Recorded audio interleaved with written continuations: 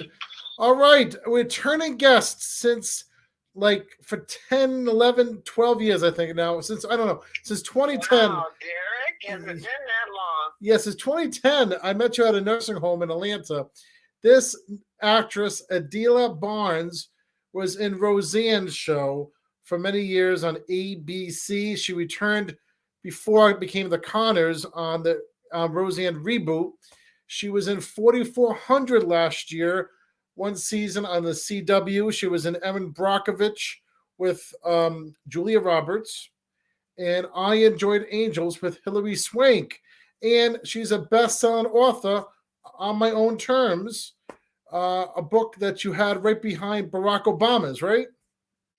Yes, in June of 2009, Essence Magazine rated it number 3 for paperbacks behind President Obama's 2 books. So as one person said, so really for that month you were number 1. You can't beat the president. No. I said, good fun. Yes, I guess I was. So for a long time, I've been interviewed year after year on the Derek Shapiro show. You've been on more seasons, I think, on my show now than Roseanne. How many seasons were you on of Roseanne? I was on for 6 seasons. 6 seasons, and you've been doing my show now for like 10 years. So congratulations. That's a long time. Wow. That is a long time.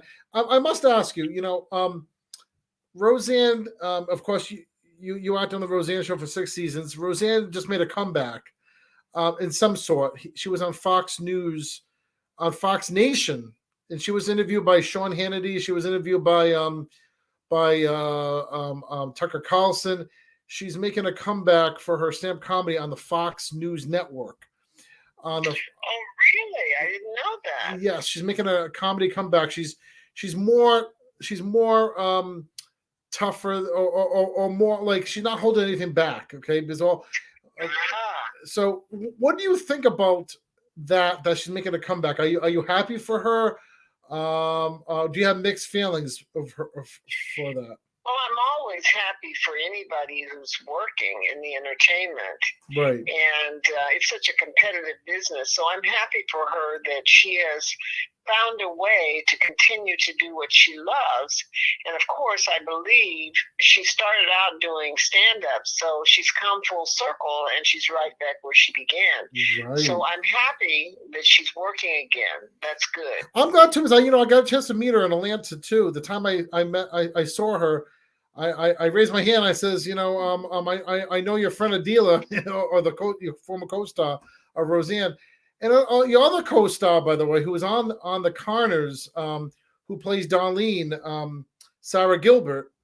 She's in a new movie. She plays the daughter of Lily Tomlin in 80s for Brady. She plays the daughter of whom? Lily Tomlin. Really? And 80 for Brady. It was me and my son River. We saw 80 for Brady, the movie with Tom Brady. Granddaughter, but daughter. That's interesting. The daughter of Lily Tomlin. So what's your memories of Sarah Gilbert on Roseanne? She had a real deadpan comedy. In terms of her comedy, her style, very deadpan, and it worked.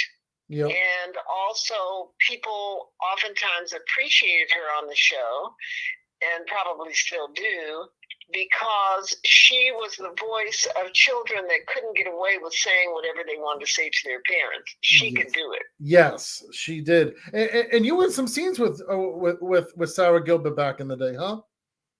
Who did? You were in some scenes with her, I think, in some episodes with Sarah Gilbert. I'm sure. Yeah. Yes. And also too, I must ask you, Sidney Poitier, he just passed away. What did he mean to you? Oh, he was such an icon, and he was such a role model for me. I remember, and I talk about this in my book, about how I would walk about a mile in our little hometown of Oroville in Northern California in the Sacramento Valley. I would walk about a mile to go to the movies on Sundays.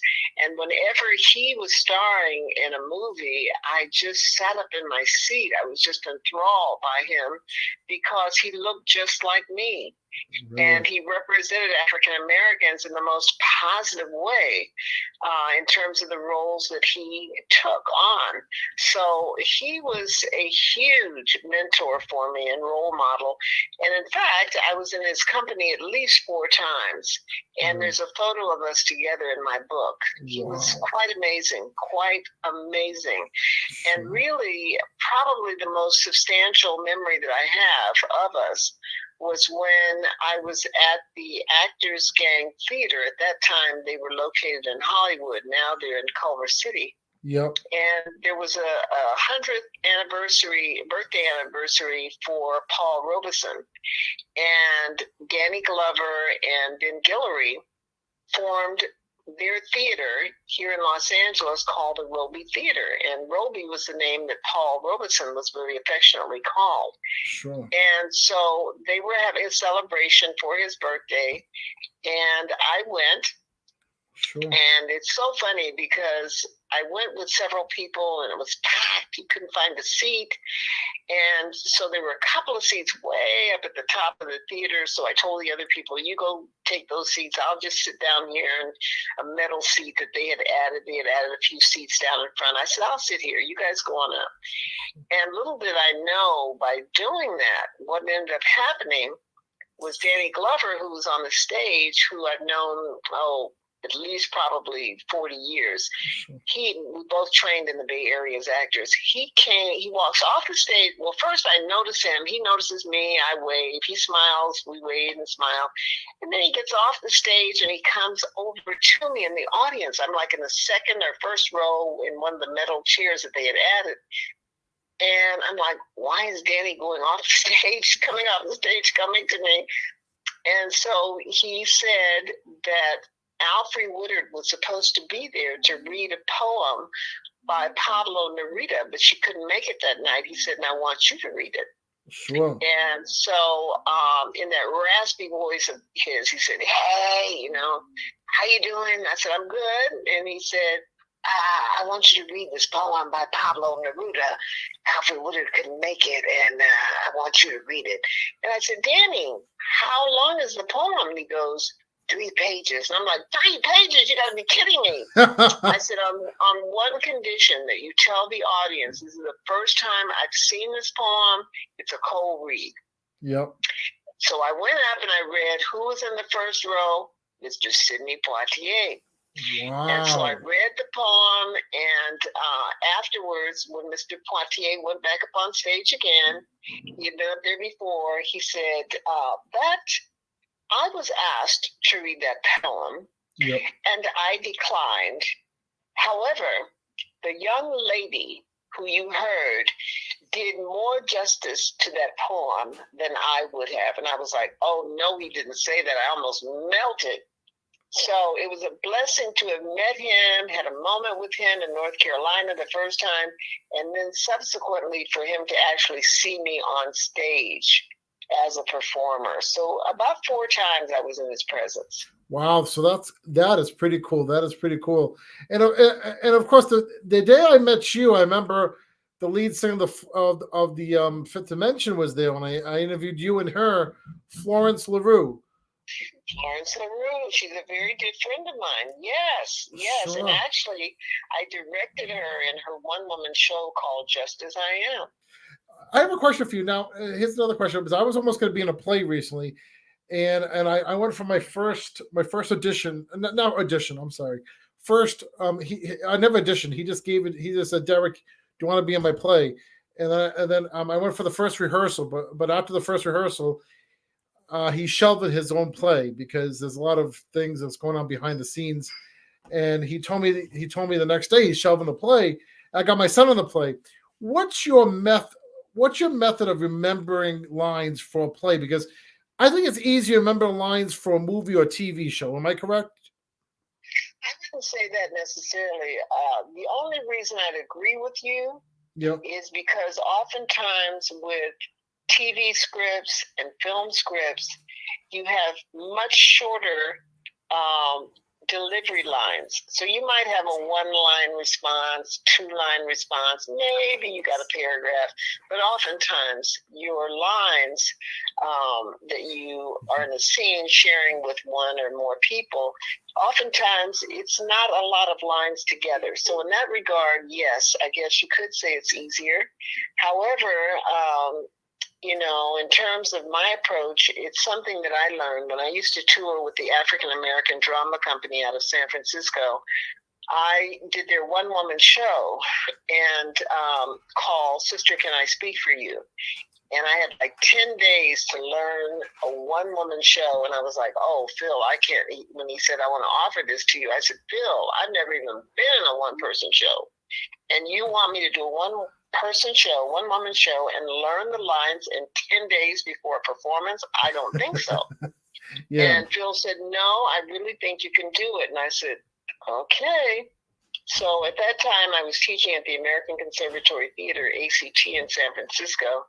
And so we rehearsed like 10 hours a day. Wow. And actually, I think it was 7 days I had to learn that. I think it was 7, actually, 10 hours a day, 7 days. And then we went out on the road. So there was a technique, and the first performance was at my alma mater at UC Santa Cruz, where all these people from my life were there. I had a reentry student who was there from my childhood. There were students of mine that had come down from San Francisco. There were professors that I knew and staff, et cetera, et cetera. And so I went up on my lines at one point, and I couldn't remember the next line. I was like, oh my gosh, what's my next line? Sure. And and that's death for an actor. And it seemed like it was forever. I'm sure it was not long, and I filled it with something that must have sounded very nonsensical. And I got back on track. And then afterwards, I took my bow, and I got off stage, and I went backstage, and I was so embarrassed. So Phil came back, the director and founder, and he said, he knocked on the door, and I said, come in. And he came in. I said, Phil, I'm so sorry I failed you. And he said, fail me? He said, you didn't fail me. He said, you got a standing ovation and you never came back. So my first standing ovation for his one-person show, I never even saw it. I never even saw it. So, but in terms of your question about how to learn lines, he's the one, because I had 7 days to learn an entire solo show. He taught me a technique that has really served me in many ways over many productions, many roles. And basically, it's kind of complicated in a sense, but basically what you do, say it's a one-person show and you got all these lines. Right. Then you look at the line, you say it 3 times, you look away, you look back. If it's correct, you say the second line, you look away. If that's correct, you say this, you look away, you check it, then you look away, say this first 2 lines, go back, look at the third line, and say it 3 times, look away. If you get all 3 right, you drop the first one, and then you go on to the 4th line. So it's always in triplets that you're memorizing lines. Okay. And that way, because you have to check yourself, and if it's not correct, you've got to do it 30 more times, looking at it, look away. That's also the way that you learn lines verbatim. Really? Because if they're not correct, you got to go back and do it 3 more times and look away. Wow, I like that, because I've been asking a lot of people about this, because even though the play's been shelved right now, it's going to come at some point where the play's going to come to life, and especially me with being so busy, because I do the podcast, I do movies, I do my own independent movies, plus I'm a karaoke DJ on the side. It's like, and then of course I'm a parent. I make dinner for my kids today. So the thing is, I have a lot going on, just like you do. So the thing is, once this play comes to light again, which I know it will come to light, but it's being shelved right now.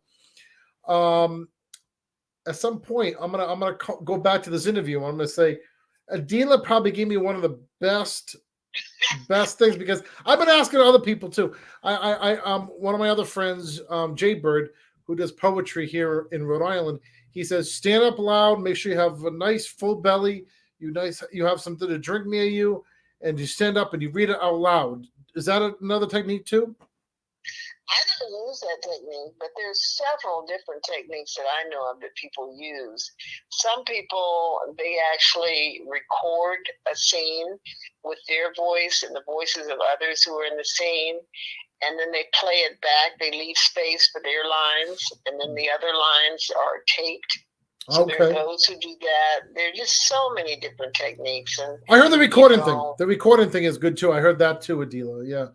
Yeah, so that's another way. I never do that. I use the technique that I shared with you. And then also what I do sometimes is, it's part of that same technique that I told you about. I'll color code my scenes so that maybe my lines are in pink.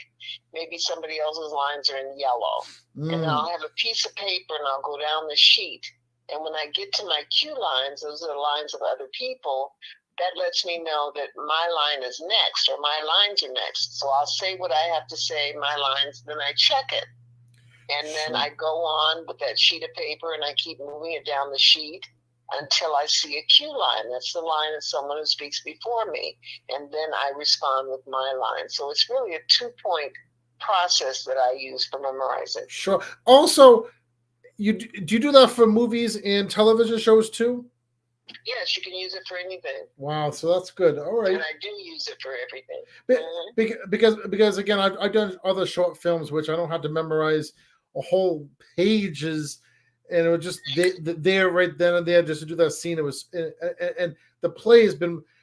For some reason, I'm glad that he shelved it. I mean, I'm disappointed. I mean, he's disappointed, but it wasn't because of me. It wasn't because of my son. It was just because of other reasons. Because there's other people in the play too.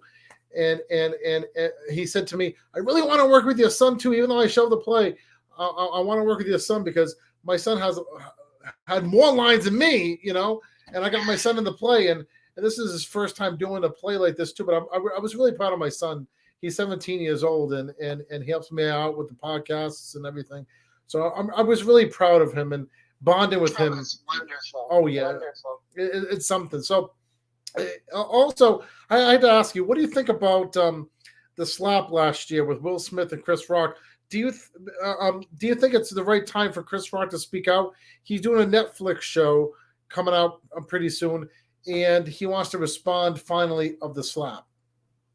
You know, publicly, I have no response to that. Sure. And all I will say is that I hope that a healing will happen. That's the best answer I can give without going into more depth. I just hope that a healing will take place with the two of them. Sure. And another thing is, what other projects do you have? You still doing the women's theater in Atlanta area or Georgia, right? I have a retreat for women in the Atlanta area. It's called the Writer's Well. So yes, women are still coming. They're booking stays, and the longest stay was a month. Someone who came from New York, and she came to do academic writing. She was from a university in New York.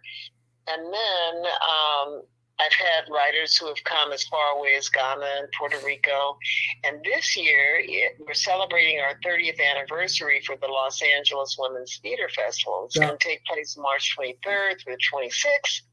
We'll kick it off with a full day of workshops and panels called Intersection.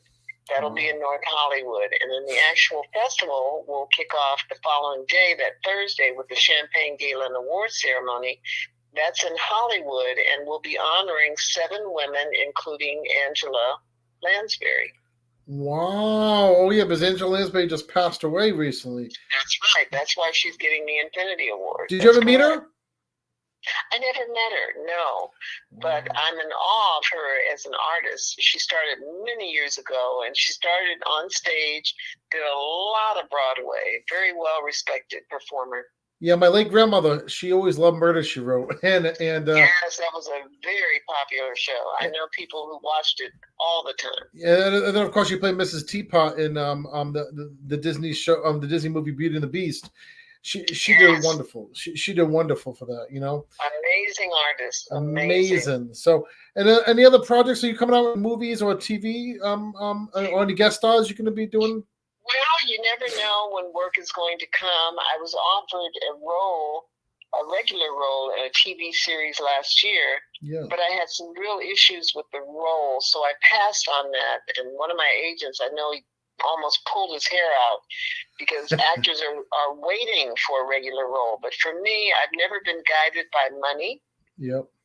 And integrity has been most important to me. And I just wasn't feeling like I wanted to do that. So it was, not an easy decision, but it was one that I felt I could live with. And so that was my choice. That is cool. That is cool. So, well, I do thank you very much for joining me again this year, Adilah. And of course, you have a website too, AdilahBarnes.com or all? Yes, people can visit my website. They can go to www.adilahbarnes.com, spelled Adilah, Barnes, Barnes. They can also go to the website for the Los Angeles Women's Theater Festival, especially if they're in Los Angeles, to come and join us March 22nd for the workshops and panels, and the festival from the 23rd through the 26th. And the website for the festival is www.lawtf.org. And they'll be able to see the lineup, what all we're offering, and then when they go to my website, they'll be able to learn more about what I offer, and including my book, which is still available to I have hiccups, which is still available to purchase. So I welcome your listeners to visit my website as well as the one for the Los Angeles Women's Theater Festival. And thirdly, for the website that I have for the Writers Well, which is at www.writerswellga as in Georgia.com. All right. And I think my son wants to say hello too. River, because he has a podcast too. River, you want to say hello? Excellent. Hi. Hi. Congratulations on all the good things you're doing. Yeah, thank you.